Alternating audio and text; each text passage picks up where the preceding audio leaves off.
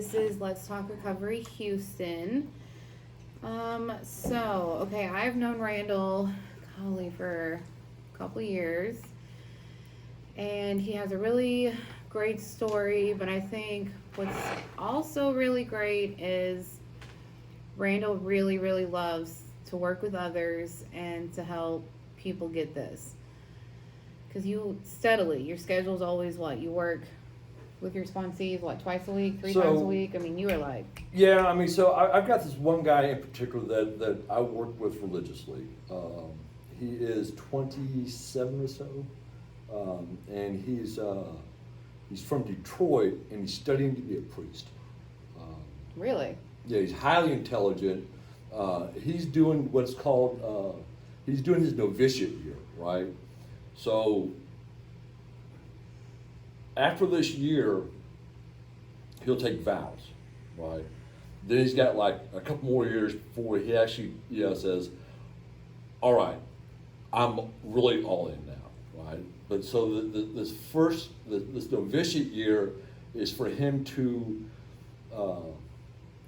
be cloistered and be in a constant state of prayer meditation, right? Wow. So he sobered up March 30th of last year. And I started sponsoring him in, I think, June of last year. I just kind of happened to run into him at a meeting. And I was wearing my jacket. And he commented on it. And, this kind of long-haired dude. In fact, me and a buddy of mine were watching a movie the other day, a miniseries called Waco, right? Oh, I've seen it on Netflix. Right, so this cat looks like David Koresh. Oh, wow. Right. So anyway, we've had the schedule for, for pretty close to a year, right? Where we'd meet on Wednesdays, hook up, and go to a meeting, right? Hang out, and they would also do that on Saturdays. Well, because of his novitiate year, and most especially because of the COVID-19 thing, he can't go anywhere now because some of the priests there are definitely elderly. Several of them are in the 70s. I think one was in the 80s. Oh, wow. There's one guy that's like 90 something. So I go over there and hang out with him for 2 or 3 hours on Wednesdays and 2 or 3 hours on Saturdays. Did he want to be a priest before he got sober? Yeah. Okay. He was already enrolled at the rectory, and it was one of the priests at the rectory that brought him to his first meeting, and we just kind of happened to run into each other, and I told him that first night, man, just hang on. Absolutely no matter what. From this point on, you don't ever have to drink it. Mm-hmm. And after that meeting, he's like, "Hey, man, can I get your phone number and will you be my sponsor?" I'm like, "Yeah, sure, man. Let's do this." I got him through the steps in the first probably 6 weeks. Yeah, I'm sure 2 and 3 weren't a problem for him. Right. No, they really weren't. And it's like, God allows force, and with him, I did some things that I don't normally do, and definitely don't like to do. He had to leave for a prior engagement, like in late July, early August, to go up to back home to Detroit, and he was going to be there for a month. And this is prior to. Because when he came back, then he had to enter the novitiate year, right? And so we did his eighth and ninth step over the phone, right? And he's able to make several amends, while he's up there. So the timing came out, was kind of fantastic, right? Yeah, it just worked out. And I think one of the things that we definitely have, very different views about the God idea, right? Yeah. but they're not so different that we can't speak the same language. You know, he definitely guides me a whole lot. I think maybe more than I guide him. Right? So that's saying, when you work with another alcoholic, usually they help you, right? Oh, They help you absolutely. more than we think we're helping them. Right. Yeah. I mean, my only function, as far as I'm concerned, as one of the sponsor guys, is to, take them through the steps the way I was taken through the steps, and kind of point them in the direction. It's like, listen, don't do this, and here's why. Yeah. Because I did this, and this is what happened, this is what right? happened. It was a train wreck. It's like, and quite honestly, some of the things that we spout in rooms of 12-step programs is kind of bullshit, right? They tell us don't date, don't hook up, don't fuck, all that kind of stuff, and I don't tell my guys that. I tell them, man, if you need to knock it out, knock it out. But you got to be straight about this stuff, right? Tell her, hey, listen, this is what this is about. Yeah, be honest about it. Be straight and be honest about it. It's like she's either gonna be all in or she's not. But when I see one of my guys having problems with that, then and I've got a guy right now that tell him, dude, you ain't doing nothing for the next year. And because he's got issues in that area, right? How long have you been sober, Randall? I've been sober since September 15th, 2013, so 6.5 years. That's awesome. Do you ever think you'd have this much time? Have you Yes. had more time than this before? Yeah. This is my first go around. First time I sobered up was about 2 weeks after I got out of prison. Yet again, right? I got out of prison on May 15th of '96, and I had paroled out to a buddy's house, and during those 2 weeks, things went left. But they didn't go left like tragically, right? But they're definitely on that path. Yeah. And I was on my way out the door one night, man. It was like a Tuesday or some shit, man. It's like I was going out the door and he was coming in. It's like, where are you going? I go to the bar. He's like, Randy, why are you going to the bar? 7 o'clock. It's time to go to the bar. And he's like, every time you go to the bar, you go to prison. You hang out with your buddies, y'all go do some other stuff, right? And then y'all decide to go commit felonies, right? And you get away with 1 or 2 of them, right? But then you get caught. Yep. Either outright caught or get rolled on, right? And go to prison. This guy had known me for probably close to 20 years at the time, 18 years, I think. And he's like, do something different. I'm like, what? He's like, go to rehab. I need rehab.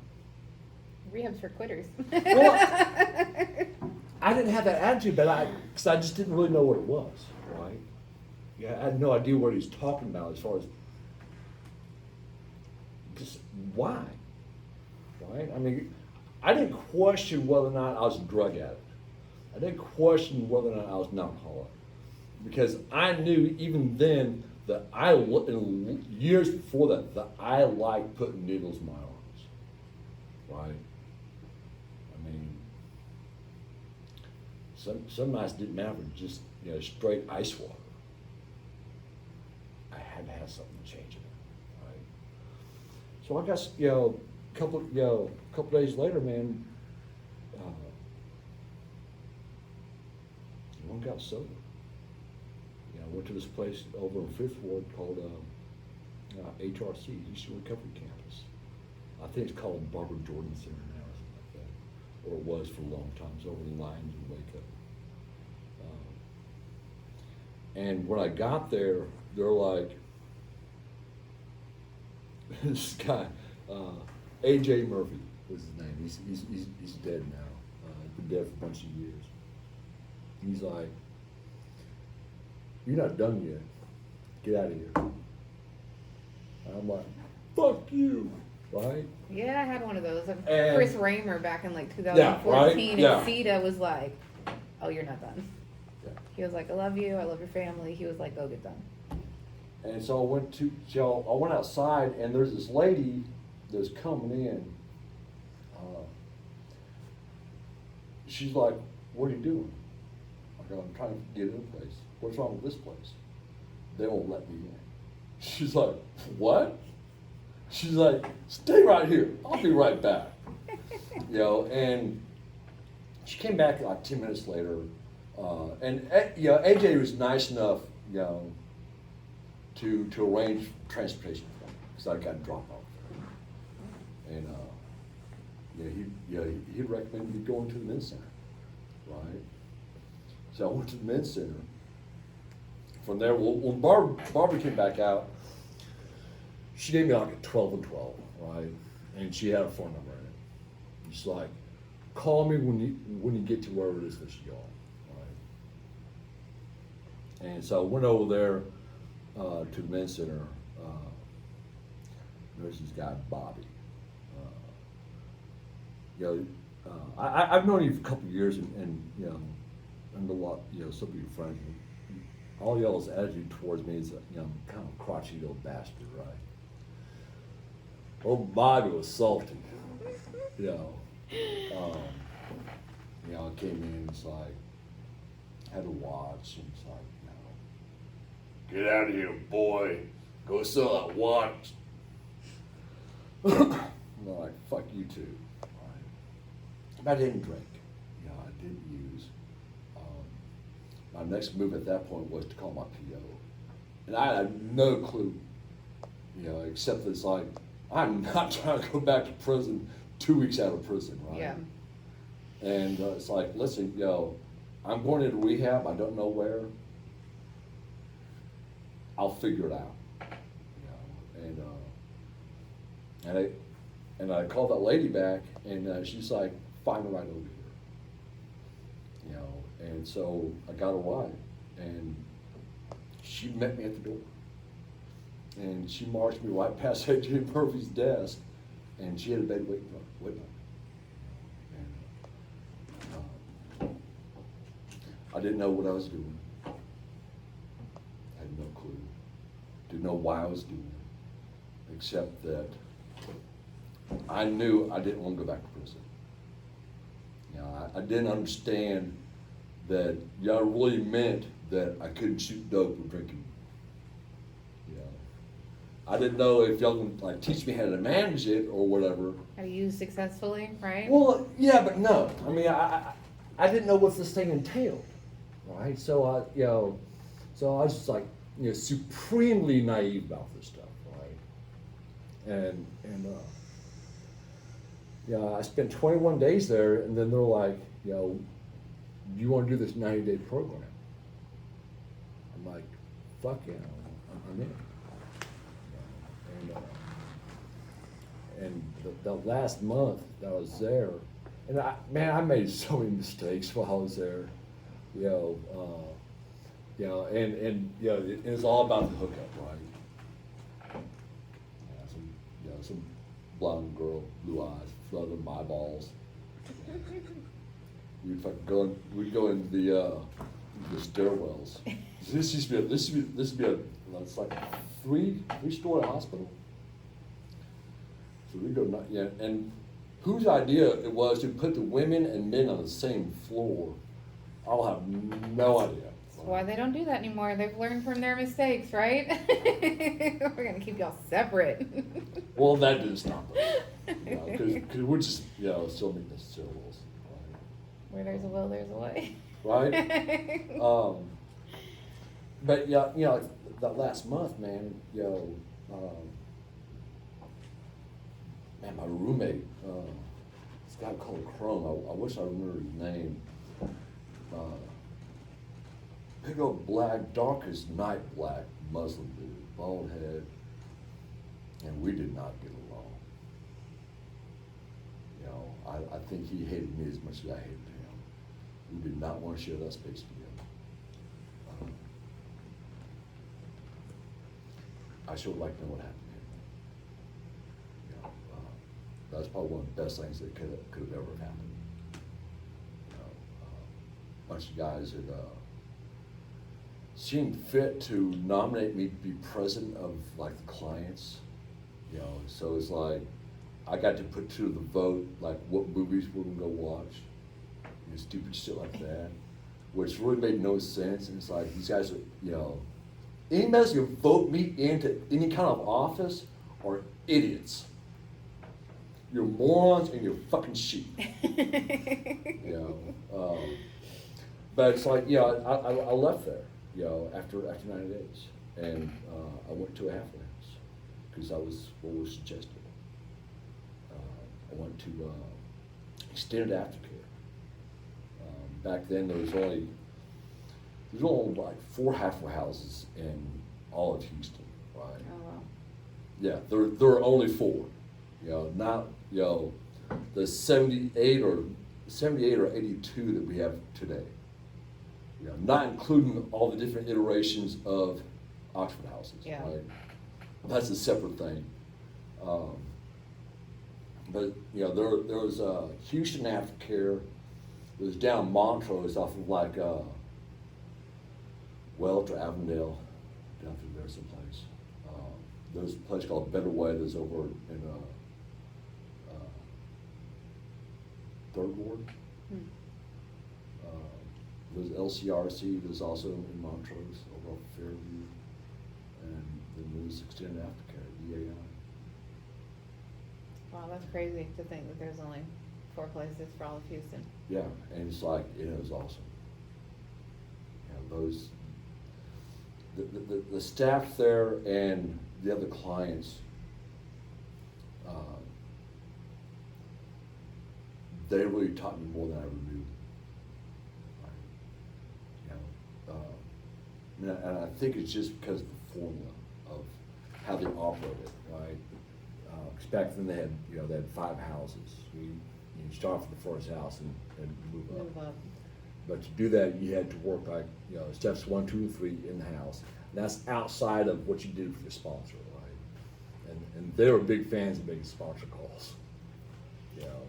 Checking in. Yeah, checking in. Checking in. Sponsor check. And if you were in house 1, you had to have like 3 big brothers. And a big brother was any of the men that were from any of the other houses, right? But if you're at any of the other houses, then you had to have like, you know, 4 little brothers, right? Wow. Yeah. And it was your responsibility to do that step work with them, you know, that in-house step work. So what they're teaching us how to do is how to sponsor, right? And how to allow ourselves to be sponsored, right?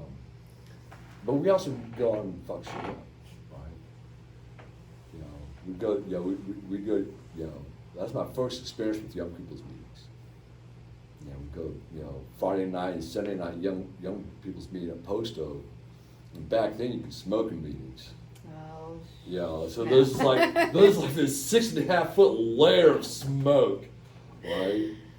And it's like, and you know, it was sitting room only.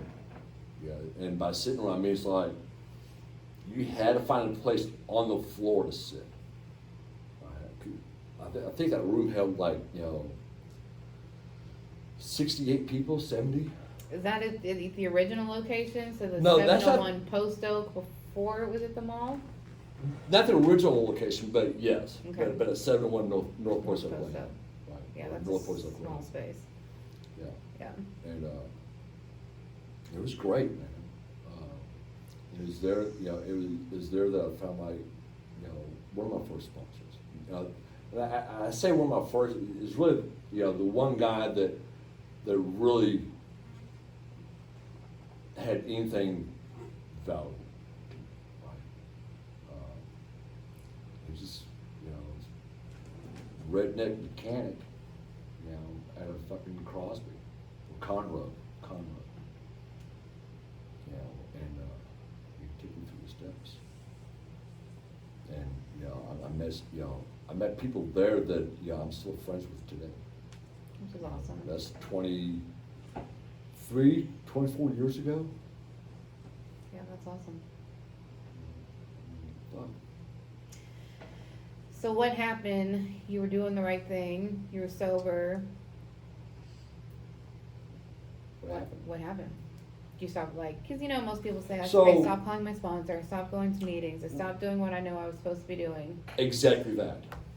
That's exactly how it went down. Thinking, I got this, because that was my problem. Oh, yeah, I got this. It was. It was, I got this, right? Because, like, things had turned south for me in life anyway.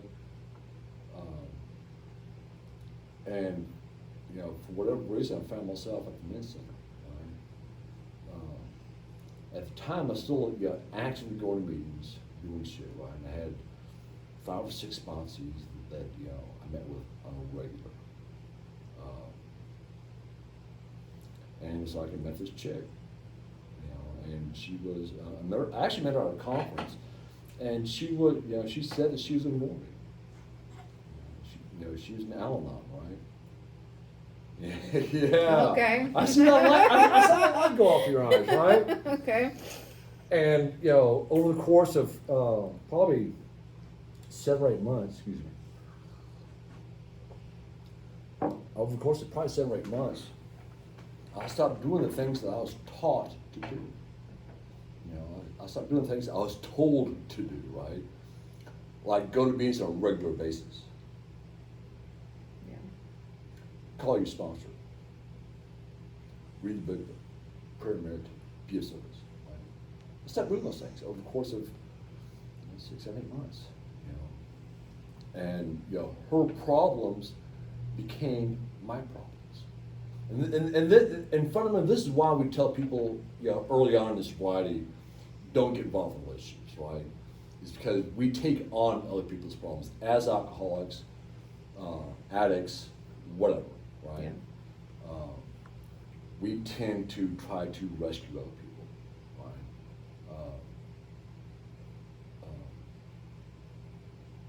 So yeah, it's like, you know, and before you do it, man, I moved in with her over Myron Plaza, and then it's like we moved up to Kingwood, which I really hate to admit.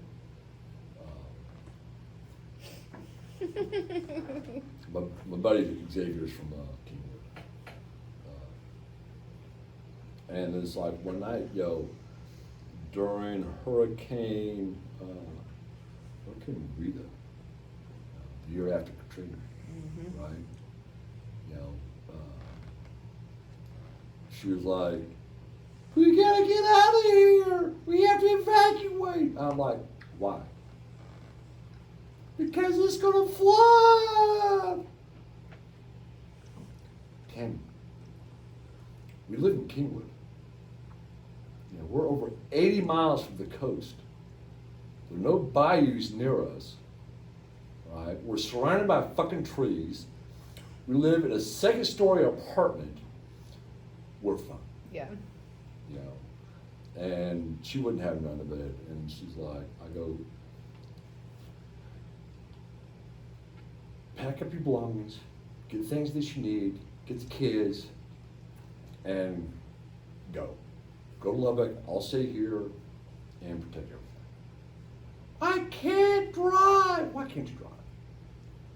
I'm too drunk. You're not too drunk. I see you much drunker, drive much further, right? But she went on that tangent. I was like, that's really the excuse you can use? You're too drunk? Stay right here. I'll be right back. And I went upstairs and, you know, got down, you know, a bottle of Bacardi. And it went down like water. And it's like, there, are you happy? I'm drunk too. You know, those, when we talk about in the book, about, you know, at some point, that mental defense needs something more. That's why we insist on having a higher power. Regardless if you're an atheist or agnostic, you must have some sort of higher power, because of times just like that. We have to have this conscious contact with higher power for situations just like that. Because, you know, just like the guy in the bar, man, or the guy, you know, with the whiskey and milk, you know, there was no effective mental defense against that first drink. You know, and so then after that, it's like, fuck it. It's already drunk. That was, right, and that's September of 2005. And I kept doing that for a little while. I think her and I broke up like 2 months later. Gee, what is she? Talker, Soccer, right? Like, I liked you better when I was sober. Shit. And I like you better when you're sober.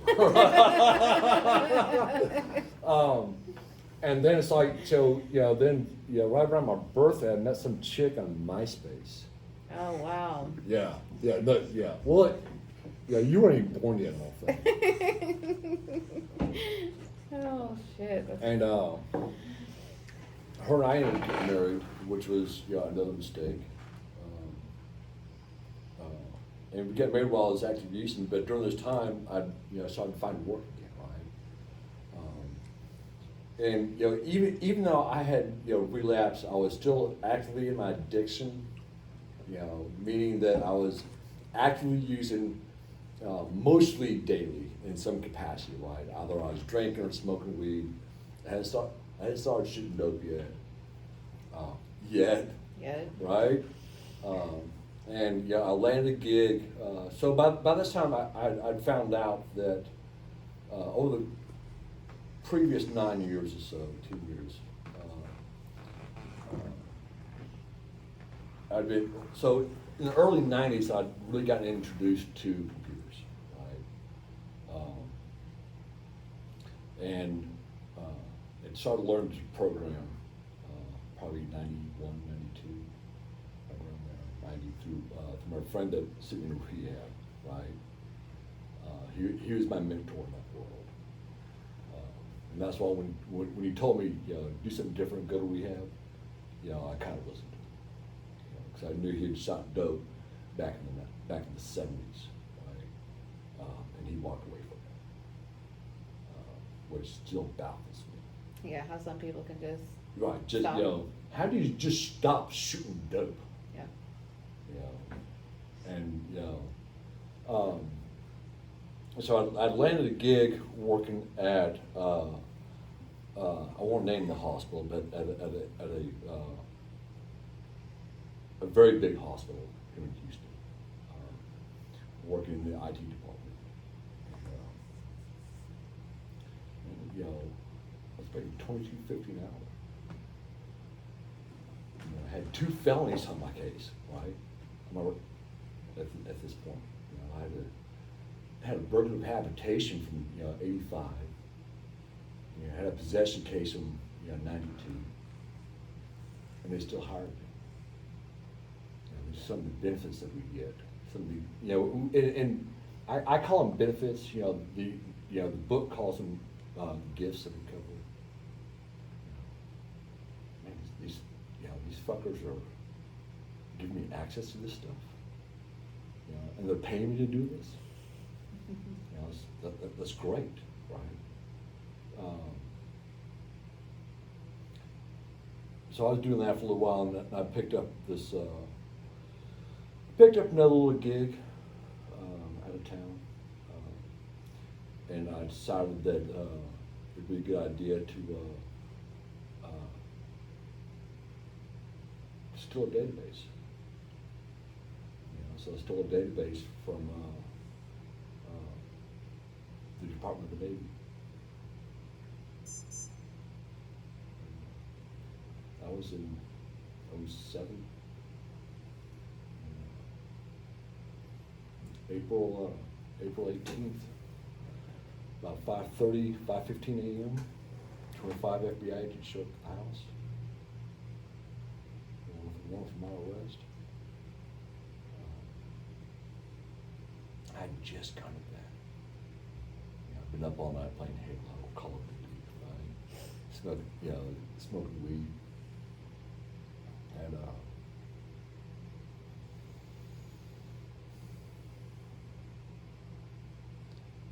there's no other way to describe the fear of hearing that. Hear your name called out and being told, this is the FBI, we have a warrant for your arrest. Come out with your hands up. And my first inclination was, I'm going out this window, right? And I was like, fuck, this is the fucking FBI, right? There's no going out this window. So I crawled out backwards, right? And when I looked over my shoulder, the hallway was filled with shotguns and laser beams, right? And they're all pointing in one direction. And so I went to prison.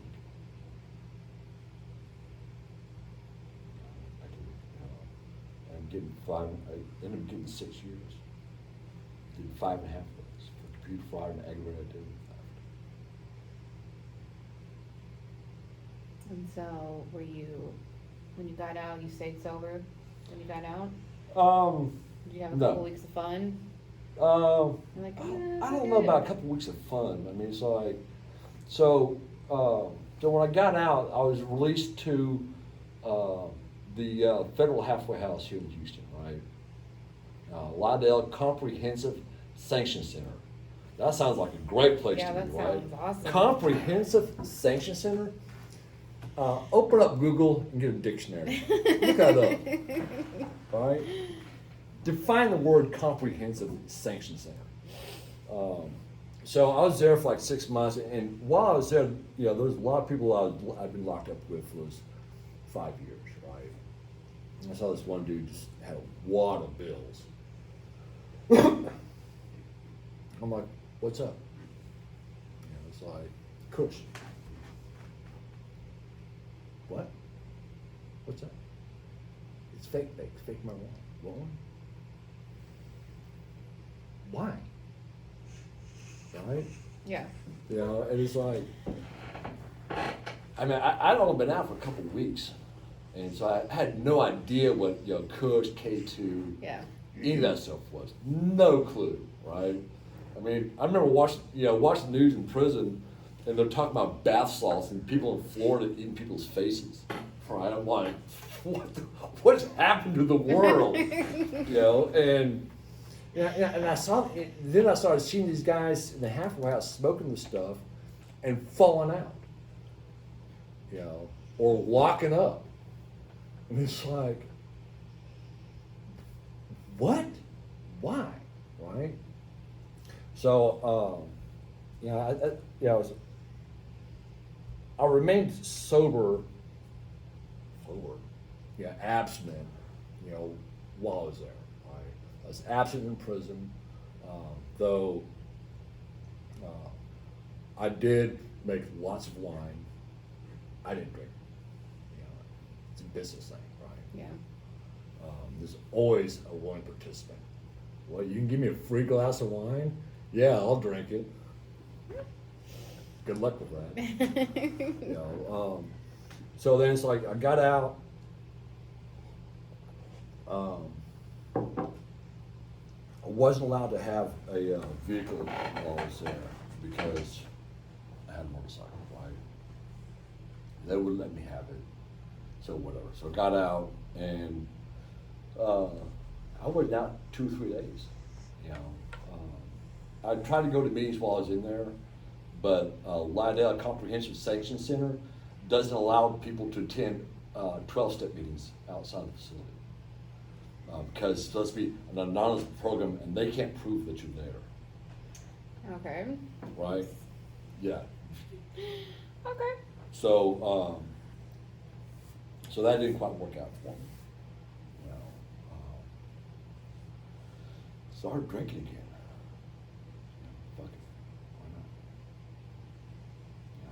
it's like, one night this wasn't enough. There wasn't enough shiner, there wasn't enough weed. So I went back to my bedroom, and if I can open up my safe, and, grab $1,000, and it's like, let's go do this. And fucking blew through $1,000 in about 8.5, 9 hours. Fucking, drug my ass home.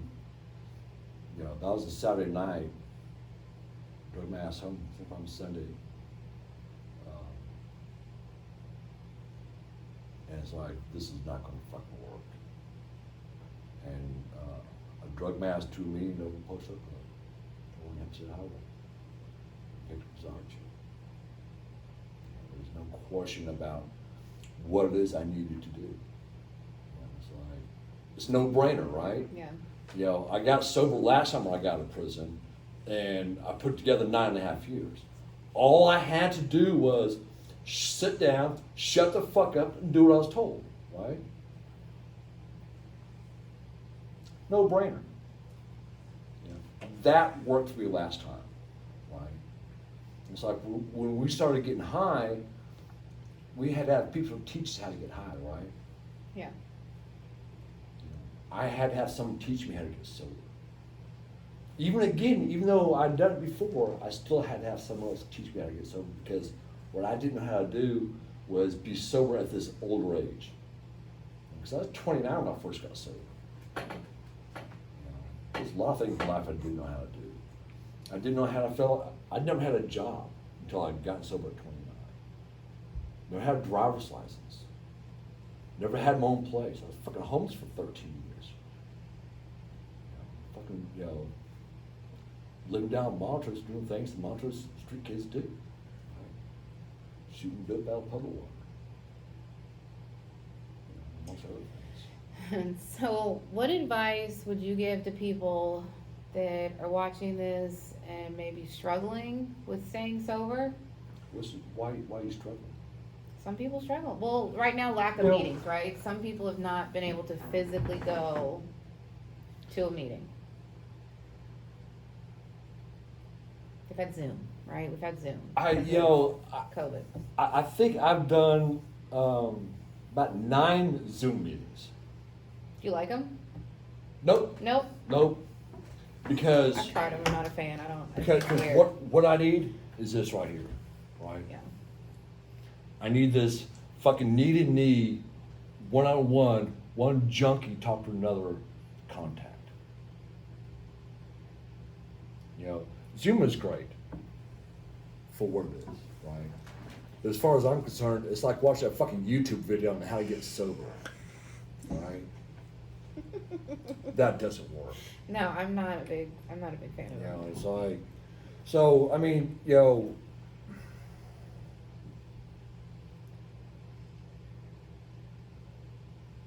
do something. I'm very fortunate that I've got 2 neighbors that are sober, right? One I've known for several years, but he's just, I think he's come up on he's been coming up on 2 years here in a couple of months. My neighbor across the hall is probably a year sober, so. That's what's up. I've got a lot of friends that aren't sober, and I love them dearly. But I have to have my contact with my friends that are sober. I have to. I get out of the fucking house. I leave my domicile without a fucking mask and rubber fucking gloves, and I go see somebody. Yeah, I've been working all through COVID, so I leave my house. I lost my job. I leave my house. I go to a sober house on Sundays and do fellowship. Like I gotta move around. I can't just be posted in my house all the time.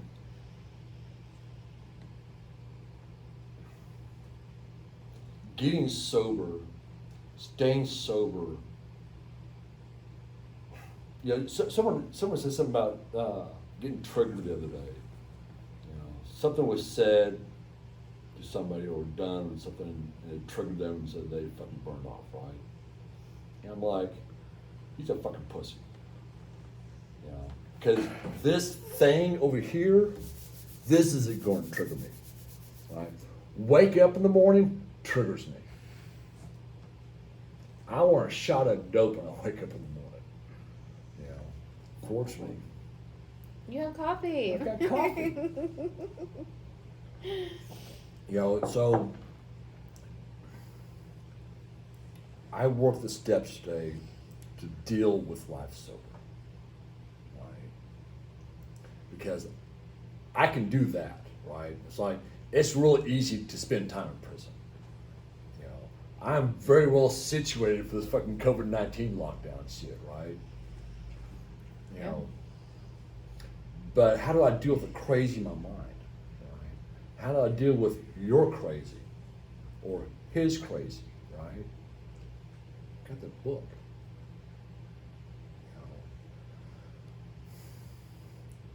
You know, they're just things that I have to do. You know, fucking whether it's work on a mural, editing video that I shoot, going skating, working on some drawings, working on some murals. Whatever. I have to do something. But I can only do the solitary stuff for so long, right? But then those fucking hamsters get to working, right? So I have to leave. Even if I leave by myself, that's fine, but I have to get out of that house. I have to have human contact. We humans are social creatures. Doesn't matter if you're an introvert or not. You still need social contact. Yeah. You must. Get out and do something. Okay.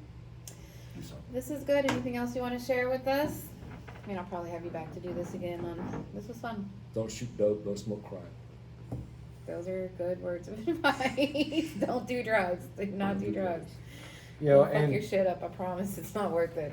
you know,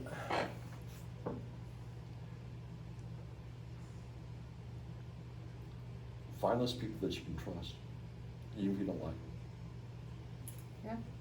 Even if you don't like them, you don't have to like them. You just have people to trust you.